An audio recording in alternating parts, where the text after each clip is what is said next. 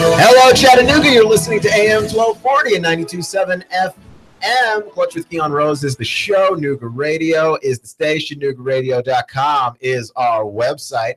It's raining. Please drive safely. I mean, it's coming down. It's coming down. We've got puddles everywhere. Just drive safely if you absolutely can. College football season, as you know, is a journey, right? It's a marathon, not a sprint. And so you need to figure out what games are going to be the games that you're looking forward to from week to week, right? Which does change. It's not something that you can plan all out at once from the beginning of the season, because as certain teams surprise you, as certain teams disappoint you, you may or may not decide to watch some games as the season progresses. That being said, I still like generally to have a plan as to what it is that I would like to watch and what games I'm generally looking forward to. So I have the SEC schedule in front of me with all of the games that are interesting to me, and I'd like to share that with you because this is the college football road trip of a lifetime. It is. And I tried to get a lot of teams in the SEC in here, but there's some teams that are simply not interesting to me on any level. Right? Like, they're simply not. For instance, Arkansas, not really interesting to me. I like their quarterback a lot. Austin Allen is my dude. He is the truth. I think he's probably one of the most underrated quarterbacks in college football. The guy throws for like 1,000, for like 1,000,000 yards every season. And like nobody pays any attention to him. Austin Allen put up numbers against Alabama that are comparable to what Chad Kelly and Ole Miss did last year, and Deshaun Watson and Clemson did when they beat Alabama. Nobody paid any attention to Austin Allen. And reasonably so, because you play on a team that disappointingly does not find a way to win football games. It's the whole thing that you see. Like when I think of another school I can compare Arkansas to, Texas Tech. Now, granted, Arkansas is leagues better at playing defense than Texas Tech, right? But Texas Tech had Patrick Mahomes, too, who is the best quarterback in that school's history. Patrick Mahomes threw for, 5,000 yards? He threw for 5,000 yards. He threw a bunch of touchdowns. Offensively, they were a juggernaut. They were not able to win any games. Like, they won 5 games, right? Like, that's crazy. Guy throws for 5,000 yards. He's the best quarterback that school has ever had. They went 5-7. And that's how I feel about Arkansas, where like Austin Allen, to me, is really good. I might be overselling him, but I really, really enjoy the way he plays football. And I think that he is one of those guys that I think he gets underrated very frequently. And it's kind of crazy how undersold he is. When I look at the top 5 quarterbacks from Joel Klatt's list, a guy that I think understands quarterbacking as he himself once played quarterback in college, you see the usual suspects. You see Sam Darnold on the list. There's no Austin Allen. No Austin Allen at all. See Josh Rosen. You see guys that are honestly like West Coast guys. Like West Coast and East Coast guys get it all the time, even though this might be the best time for playing quarterback in the SEC. Like this might be the most loaded SEC has ever been at that position. Saying whatever it is that you want about the conference offensively, like this is the most loaded that this conference has ever been at that position. And like all these guys, I feel like are flying under the radar. I'm not interested in Arkansas. Like despite how much I like Austin Allen, I see Arkansas on the schedule and I look at their opponent and I'm like, forget about it, right? Like there's only one Arkansas game that I have highlighted. But let's just go through the season, right? Like let's just go through this journey that I have. I'm not going to go through all the games, just all the games that are interesting to me. So we'll start with September 2nd, or in this case, September 4th, if you're Tennessee. Tennessee opens in Atlanta against Georgia Tech. And September 4th, like that game is going to be very interesting to me. Firstly, because I think I can make it to that game, which I would like to do if I can. I'm working very hard to make sure that Nooga Radio is at that game covering Tennessee and Georgia Tech. So that's one reason why it's interesting. Yeah, there's a personal reason there. But then also, Also, just a nice little like 75 rivalry going on there,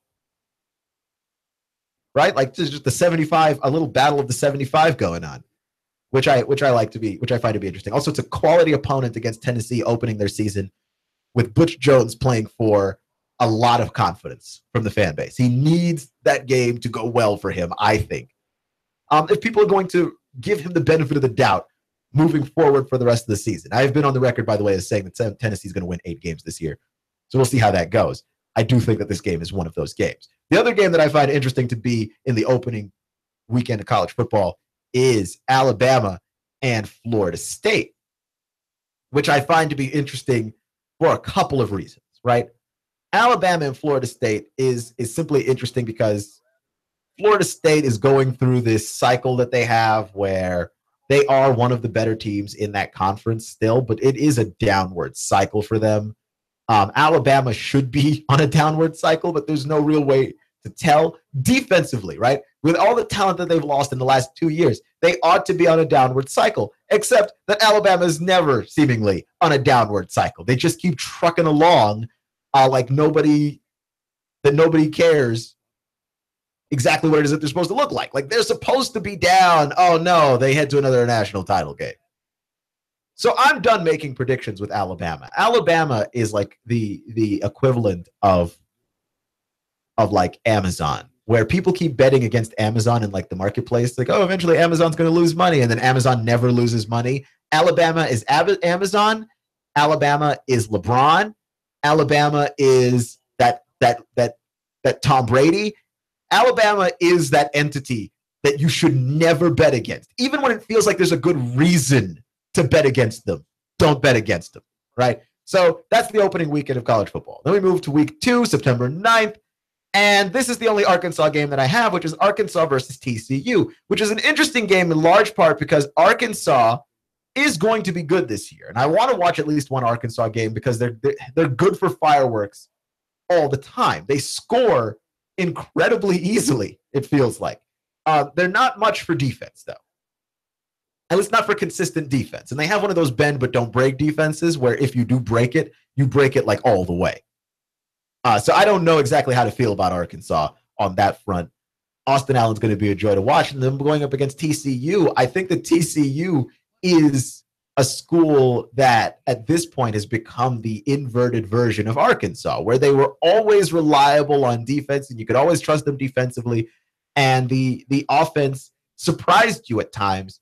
And now their defense has regressed and the offense isn't to where it used to be, right? Like they had Trevon Boykin when I first started working here. And Trevon Boykin was easily like one of the most fun guys to watch in all of college football. I would watch more TCU games than I imagined I would watch with Boykin. And they don't have anything nearing that at TCU now. So not only do they not have anything nearing that, their defense has now regressed. You could say a similar thing for Arkansas, where like their offense was always great. I think their offense is taking a little bit of a step back this year. And defensively, it's just not going to give you a ton.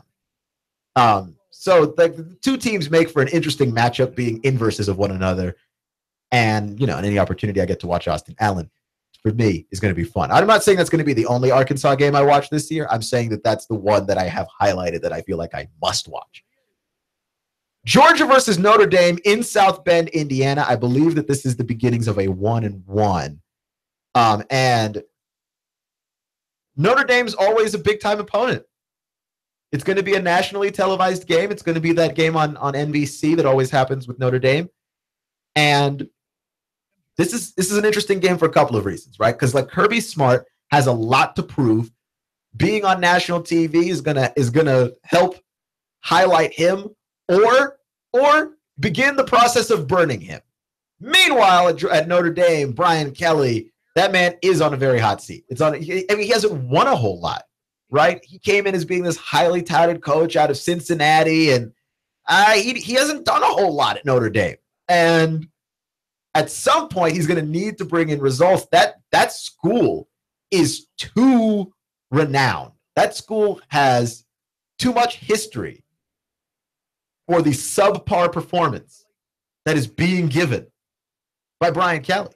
So you have a couple of coaches going against each other with the stakes being relatively high, and you have a couple of teams with a lot to prove. I think Georgia does win that game, though. And then LSU versus Chattanooga, LSU versus UTC, which is there for very personal reasons, because I will be covering that game in some form or fashion, whether, at the game or the post game. Probably the post game. And I'm looking forward to seeing how the Mocs fight in this one, because they did a lot of things last year when they played Alabama near the end of the season, the second to last game of the season for Alabama.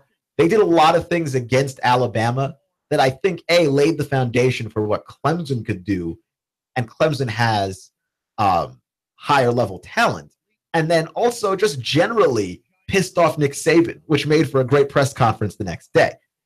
So maybe UTC could do a similar thing to Ed Orgeron and LSU in a year where, like, Ed Orgeron and LSU, they're trying to build up right now. So, like, this, if there was a year that you could find a shocker, this is the one.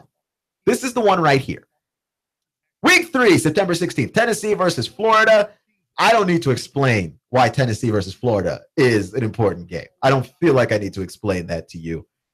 But I will do some explanation, because I feel like this is one of the games that Tennessee, I have them winning 8 games, as I mentioned before. This is one of the games that I think that they drop, because they're in Florida, and it's just tough to go down into the swamp and win down there. Like, I don't expect you to. And I think that Florida offensively is going to be leagues better than they were last year. Jim McElwain finally has a guy who can run an offense between either Malik Zaire or Felipe Franks, though I think Zaire is going to be the guy. And I'm a really big fan of Malik Zaire. So I'm looking forward to that generally. Then this is a rivalry game, one of the big rivalry games. I am always blown away. Ever since I've lived in the South, I have always blown away by how big Tennessee, Florida is. LSU versus Mississippi State, interesting because, Nick Fitzgerald, this will be the first time I'll have to sit down and watch him, because there's no way that I'm going to watch Mississippi State play Charleston Southern. And there's no way that I'm going to watch Mississippi State play Louisiana Tech. So this is the first game that I will probably be watching Nick Fitzgerald over the course of the season. And I expect it to be a fun one, because LSU's got one of those defenses that can smother you. It'll put you to sleep. And by you, I don't mean the viewer. I mean opposing offenses. And then, of course, Mississippi State, they're not bad on defense as well. And I'd like to see how Danny Etling does under center with Matt Canada as the offensive coordinator. Can Mississippi State slow that down? Is Danny Etling bound to show some level of improvement by having a great offensive coordinator on his side, or what? I have no idea, but I want to see what's going on. Tennessee, Florida is a big one, right? I have it highlighted twice on here for whatever reason. So let's go to week 4. Where there's only one game that interests me all week. I know. One game that really interests me. Mississippi State and Georgia. Because Georgia's got a tough go at the beginning of their schedule here. Mississippi State, real test. Real test, big time. Georgia's going to need to play good enough defense to slow down Fitzgerald. Slow down Mississippi State, right? Kirby Smart, his bread and butter is defense. He's got to prove that he can stop somebody here. At this point in the season, I believe that I would have expected Georgia. I expect Georgia to be 3-0 coming into this game, right? Because they have played Appalachian State, Notre Dame, Samford, and now they're coming into Mississippi State. I expect them to be 3-0, playing for 4-0. And I think they've got to keep this rolling momentum-wise, because they're going to be rolling into Tennessee the following week. That's the only interesting game of that week to me. Florida versus Kentucky is vaguely interesting, but it depends, because Kentucky is one of those schools that we're picking to be a SEC East dark horse.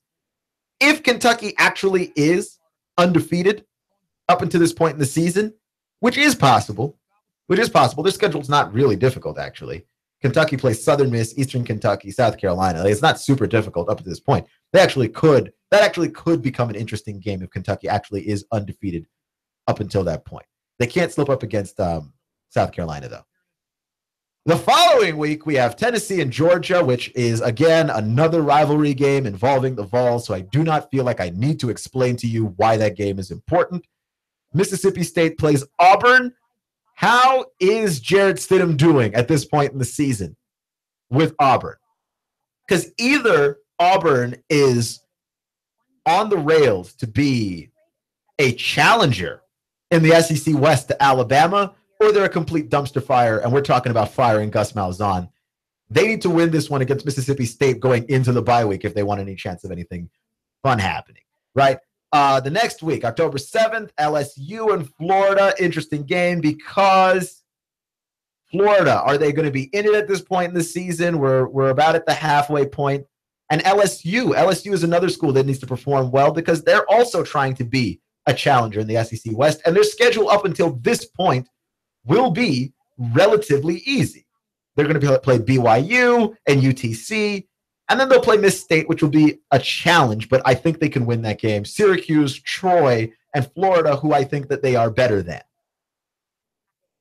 And then they'll roll into Auburn, and boy, I think LSU is going to need to win this one. Whoever wins this game is going to be the one that comes out being that challenger to Alabama, either LSU or Auburn. So we'll move on to October 21st, which everybody in Tennessee knows it's the third Saturday in October, which means it's time to play Alabama. Even though Butch Jones has not beaten Alabama, he's going to have to try and find a way to make this game look close, right? I think Tennessee fans look at this year and go, yeah, this is our down cycle. We get that. But I don't think anyone's going to accept the shellacking that Alabama gave Tennessee last year. I don't think anyone's going to look at that and be anywhere near cool and okay with how it is that turned out. That's the only game that I find interesting that week. October 28th, Florida, Georgia, another SEC East rivalry. Don't think I need to explain why that one is important and truly interesting in any way. Also, Jacob Eason. At this point in the season, if Jacob Eason hasn't become the guy, I'm going to start to have doubts that he is ever going to become the guy. November 4th, Alabama, LSU. Again, that challenger to Alabama status. You want to push Alabama. You want to see how far it is that you can go. Also, if you could beat Alabama, that would be nice. That would be very, very nice. I'm just saying. You make you feel very good about yourself. And I don't know. It'd feel good for Ed Orgeron to give Nick Saban one of them L's. And then Vanderbilt versus Western Kentucky might be a very interesting game just because Western Kentucky is always fun to watch. And Vandy's got one of those defenses that is truly horrifying. So maybe this game winds up being a low-scoring but very interesting football game. Then the next week, the only game I find interesting is another Vandy game, November 11th. Vandy versus Kentucky. Kentucky with the high-powered offense, Vandy with the high-powered defense, as both of these schools are trying to make some kind of run to be the dark horse team in the SEC East. I think Kentucky's got a better chance than Vandy because their schedule is easier. But Vandy, again, that defense, you get caught with a low-scoring game in them, and who knows how it could turn out. The next week, second to last week of the season, where the SEC, most of the schools are hell-bent on playing absolutely nobody. You've got Florida playing UAB. You've got Auburn playing ULM. You've got Alabama playing Mercer. So Mercy, where do we find anything interesting to watch? Tennessee versus LSU. There's your interesting thing. Either Tennessee at this point is falling to absolute pieces, and we are calling for the head of Butch Jones, or they are doing what I predicted that they would do, and they are well on their way to this 8-win season that I think they'll have 7 wins at this point, and I don't think that they're going to beat LSU. I think LSU is better than them defensively, and I think offensively they've got enough to get the job done, and I think the Tennessee is lacking in talent at the skill positions, I think, to overcome an LSU. And then Kentucky and Georgia is going to be a very interesting game because, again, both of these schools will be playing for some kind of SEC East dominance. And I think this is the one where Georgia pulls away because I do pick Georgia to win the SEC East. And then, of course, the last week of the season where all the interesting games will be happening. Auburn and Alabama in the Iron Bowl, which requires no explanation. Florida versus Florida State, which also requires no explanation. Georgia versus Georgia Tech, which also requires no explanation because these are all in-state rivalries. And Kentucky versus Louisville, another in-state rivalry. Mississippi State versus Ole Miss in the Egg Bowl. Another in-state rivalry. And South Carolina versus Clemson, another in-state rivalry. So all of these games, and then Vandy versus Tennessee. None of these games require explanation. I just like the in-state rivalries. I like all of it. That's one of my favorite things about college football is the in-state rivalries to end the college football season. Clutch with Keon Rose on AM 1240 and 92.7 FM. We've got one more segment left to go, and I've got some NFL news that I just think is ridiculous. It's fairly ridiculous. Clutch with Keon Rose, next.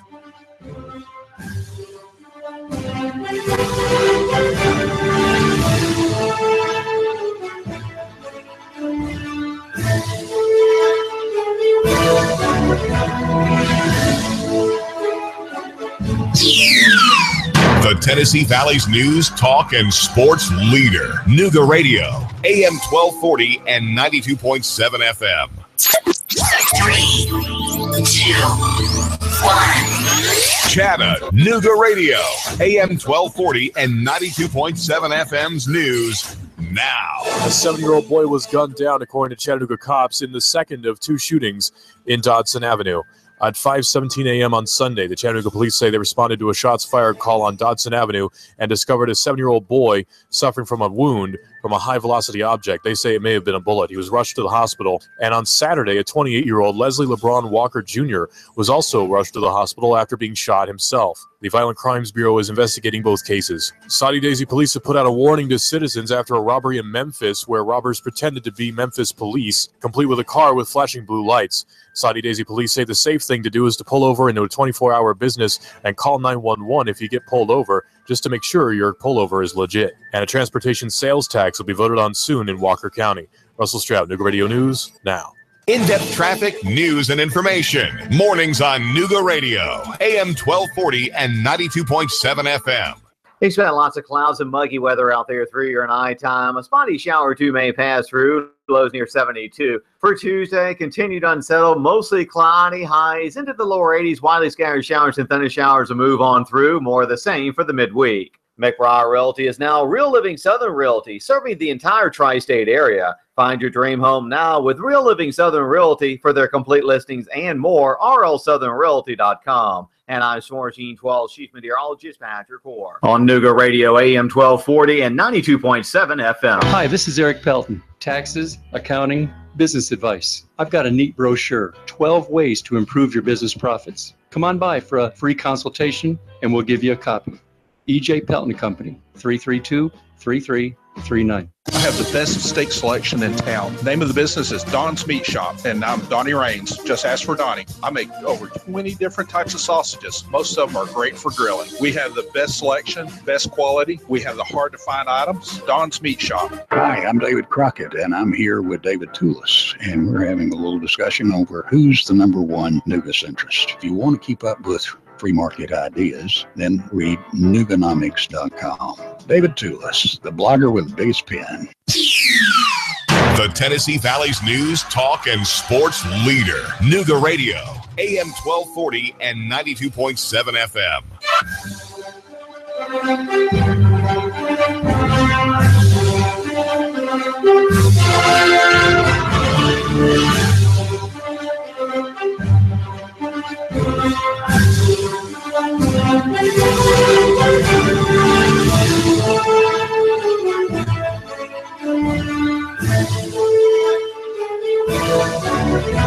You're listening to AM 1240 and 92.7 FM.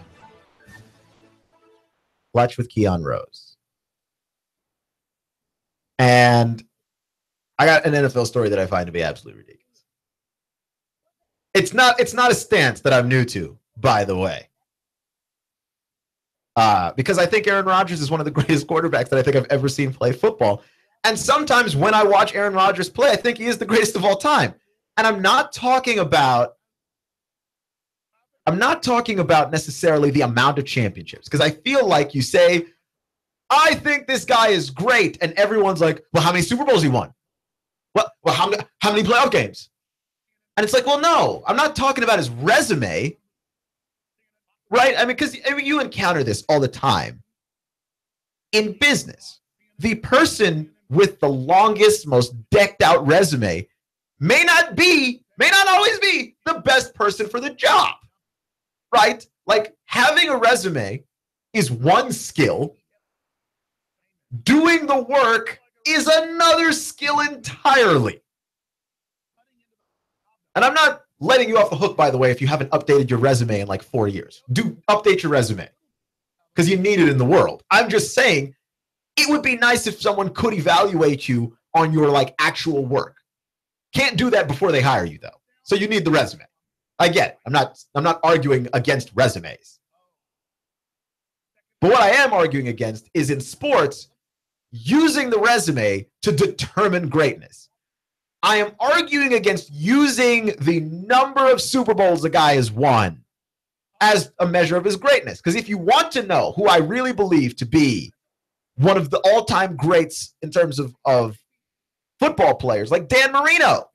Dan Marino, to me, has a very strong case for being the greatest of all time. And he's never going to be mentioned in the same conversation with Brady and Montana, but he should because of the way that he played the position. And look, you have to understand that we treat all Super Bowls and treat all championships in sports like they're all created equally. They're not all created equally. Every championship has a different story. And if I am Tom Brady and I play for the New England Patriots, my 6 Super Bowls don't mean as much as Aaron Rodgers won, because Aaron Rodgers plays in Green Bay. And like, I've never seen in the entire time that Aaron Rodgers has been in Green Bay, I have never seen a good Green Bay team, or a great Green Bay team. I've seen a good one, and that's the one that did win the Super Bowl in 2009. But I've never seen a great Green Bay team, right? Like a Green Bay team that was firing on all cylinders, where the defense was great, from defensive line to secondary, the linebackers, where the offense was great, where Rodgers was clicking, the O-line was clicking, the running game was clicking, the receivers were. I've never seen it. I've never seen it. Point out in Aaron Rodgers' entire time in Green Bay a single time where that organization had everybody firing on all cylinders. Because I'll tell you, for all of Tom Brady's Super Bowls, even the ones that he's been to and lost, the Patriots throughout the season were firing on all cylinders because their organization is simply better run. It's simply better run than the organization that the Packers run, right? When you talk about the Seattle Seahawks, all the Super Bowls that they've been to since Russell Wilson has been there, they have been firing on all cylinders, right? They may not have the greatest wide receivers in the game, but they have really good wide receivers. They have got guys that can play well in the slot. They got guys that stretch the field very well. They had Marshawn Lynch in their running game. Their offensive line was amazing. They had a historically great defense and beat Peyton Manning to death. That is a team that's firing on all cylinders. So Aaron Rodgers' Super Bowl victory weighs a little bit more to me. In fact, it weighs a lot more to me than Russell Wilson's, because Russell Wilson won his on a team that was on it. The whole team was firing. And I'm not going to take anything. That doesn't take anything away from Russell Wilson. It doesn't take anything away from Tom Brady. If you play for a team that's got a great organization, look, that doesn't take away from your greatness. But it does say about somebody else that they could have won there too. You just happen to be the person who got to win there. Right? Like if Brady ends up getting picked up by the Jaguars, we don't know Tom Brady. We don't know Tom Brady from a hole in the wall because that organization is poorly run. That you can have the greatest salesperson. If your sales team is not run well, you don't win. You don't make money. You got to run your organization well. Packers are not run well. Last year, they went all the way to an NFC title game. Amazingly. I don't know how they did it. They had no running game to speak of. They had one running back get injured, and the season, they had no running back. They converted a wide receiver to running back. Right? Didn't have consistency at wide receiver. Okay, there was a guy that was playing wide receiver for the Green Bay Packers last year. His name was Geronimo. And the only reason why I remember him is that his name was Geronimo. I had not heard of this man before or since. I don't know if he's still on the team. Aaron Rodgers was throwing the football to that guy. To that guy. And let's not even get started on their defense. That Matt Ryan hacked to pieces in the NFC title game because they're a bad defense. Aaron Rodgers won like 9 games in a row with that squad. You could put a lot of quarterbacks on that squad. I promise you, they're not winning 9 in a row. So it's funny because Aaron Rodgers has come out and said about the noise surrounding him and his football team that in order for the outside noise to go away, we're going to have to win another Super Bowl. And I think that that's crazy. That might be the craziest NFL story for this entire offseason. That the idea that in order for for Aaron Rodgers to make the noise go away around Green Bay, he's got to win another Super Bowl. It's crazy to me because I think he already beat the odds by winning 1. This organization is not run well enough, and it's insane. Football players probably have the most misdirected loyalty of anybody in any sport, especially quarterbacks. If I'm Aaron Rodgers, I get out of Green Bay as fast as my contract lets me out of Green Bay. Like, don't demand a trade. It doesn't work that well in football. You don't have the same leverage in football.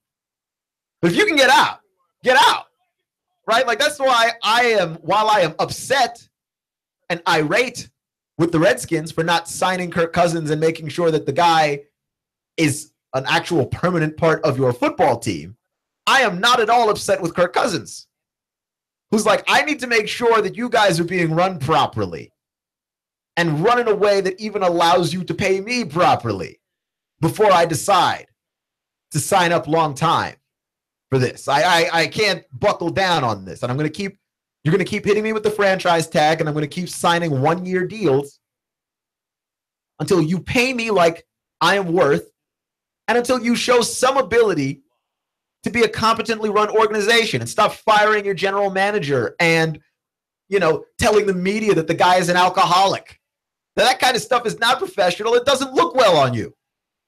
And if you got to be a guy that gets out of there, you get out of there.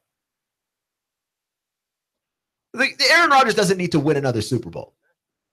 The noise surrounding Green Bay is the noise surrounding organizations that are poorly run. I know because I root for one.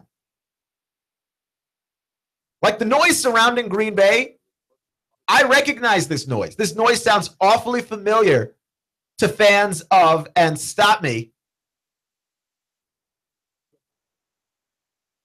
if I name someone that you're familiar with. It sounds oddly familiar to the noise associated with the Redskins, with the Jaguars, with the 49ers, with the Rams, with the Bengals, organizations that have problems all the time, whether those problems are concerning players off the field and their behavior, whether that's stuff concerning the front office, whether that's stuff concerning the owner, everything. The way you make that noise go away is you hire a general manager that's like actually good, and then you win by building a squad around your superstar quarterback. How about that? How about that for making the noise go away? So that when people go, can the Packers win a Super Bowl? We're not just going, well, as long as Aaron's back doesn't give out on the way there, I suppose that he can. Because that's where we are. Like, this in no way is an indictment of Aaron Rodgers, who I understand as a player, as an athlete, must think about it that way. Has to think about it in that fashion. That yes, any season that I enter and I don't come away a champion is an indictment of me. But how can it be? Aaron Rodgers plays behind one of the sketchiest offensive lines I've seen. He plays with receivers you've never heard of. He plays behind a defense that stops nothing and almost no one. That very often it feels like you and 10 friends could go out and dominate the Green Bay Packers defense. I mean, you can't, but it feels that way when you watch them on TV. It's bad.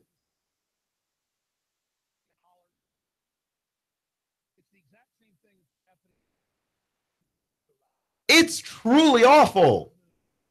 And that's a crazy story to me that, like, yes, Aaron Rodgers is thinking in sort of the super competitive athlete way where it's like, no, I've got to win a Super Bowl to make this go away, but you don't.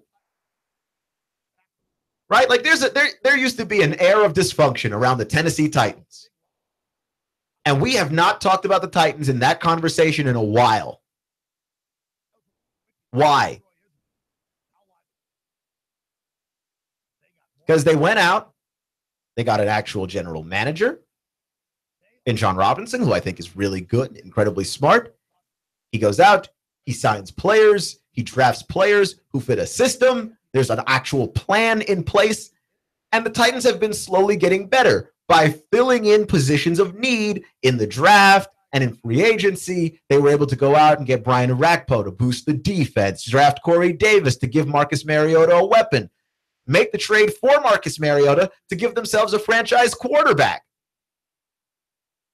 That is how an organization with a plan gets run. And so it follows that when you talk about the Titans, you are no longer talking about a team that has that smell of dysfunction, that quote-unquote noise that Aaron Rodgers is referring to is the smell of dysfunction.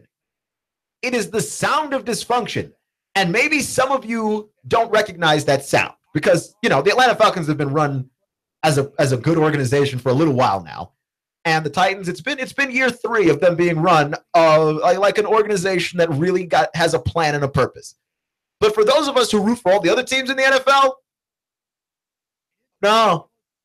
no. Like, it's very obvious that one of those organizations that's got the noise of dysfunction, Andrew Luck and the Colts. You've got Andrew Luck. Andrew Luck is a superstar. Andrew Luck is one of the greatest quarterbacks that I have ever seen in just a short amount of time that I have seen him. And the Colts are ruining everything about that situation, including Andrew Luck. You know, they might have ruined his shoulder. Hopefully we don't end up in this situation where Andrew Luck's shoulder is done and we just don't ever see the same Andrew Luck ever again. That would be awful.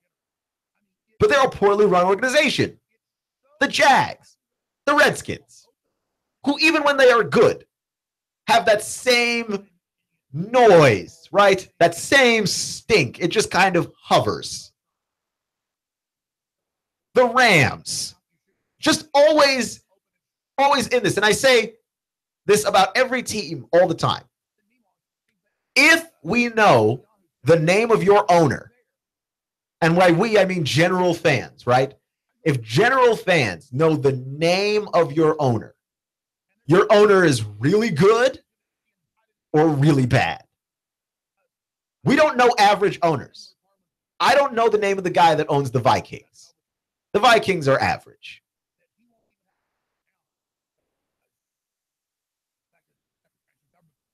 Right? I don't know the name of the guy that owns the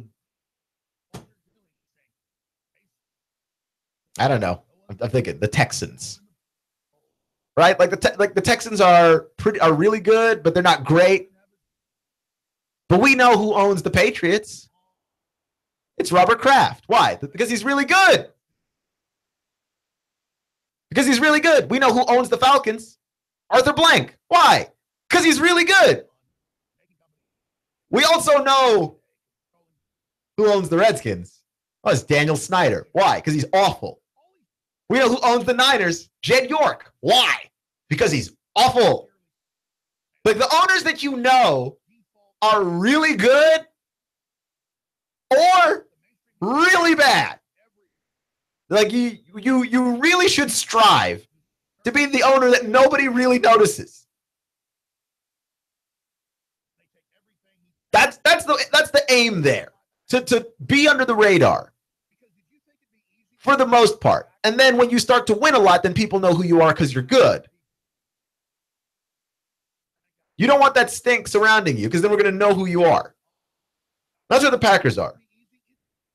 That same stink that makes it possible for us to know the names of every bad owner. Right? Whether it's Donald Sterling in the NBA, who they have to remove him because he's horrible and he's a racist. Whether it's Jed York with the Niners, who just, you have Jim Harbaugh, he's a great coach, you run him out of town.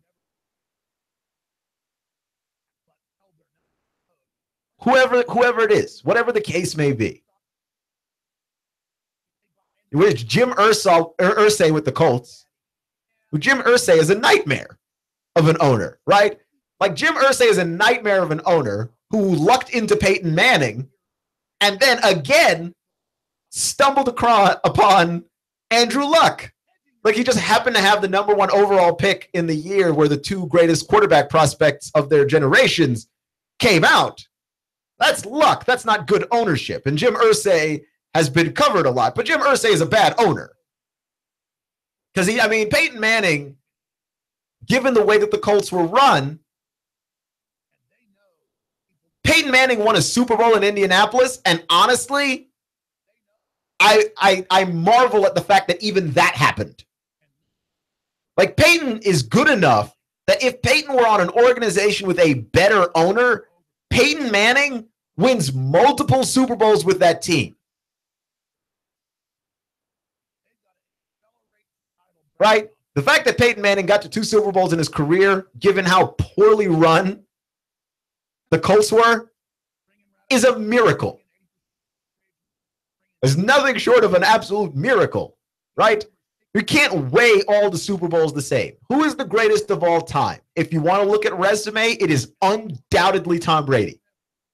I will never argue you on that fact. That dude's been to 6 Super Bowls and won 4. That's the best resume out there for a quarterback. But you want to go greatest of all time just in terms of the guy? Yo, Aaron Rodgers is right there. Dan Marino is right there. And Dan Marino has no Super Bowls, and Aaron Rodgers has 1. And you're telling me if I have to pick a quarterback to play a game for my life, and I don't know what the team is, right? They haven't told me what the team looks like. They just said, you know what? You need to pick a quarterback to go out there and win a football game with your life on the line. I won't tell you if the offensive line's good. I won't tell you if the receivers can catch. I won't tell you if the defense is great. You just need to pick the quarterback. I pick Rodgers. I pick Rodgers every single time because I see what he does with Green Bay. It's like if he can do that with that team, that's the guy that I want playing for my life. Every single time. Without question. So, yeah, I think it's particularly unfair that Aaron Rodgers is even in the position where he has to say, yeah, the noise, I need the noise to go away. And for that to go away, I need a Super Bowl. Like, good luck, man. Your team's awful. And it's not your fault. Right? Like, your coach makes bad decisions and your general manager doesn't draft very well. For the noise to go away, you need a new team. Clutch with Keon Rose on AM 1240 and 92.7 FM. Thank you for joining me today. Remember, folks, it's not how you start, it's how you finish. Stay clutch, and I'll see you in 24 hours.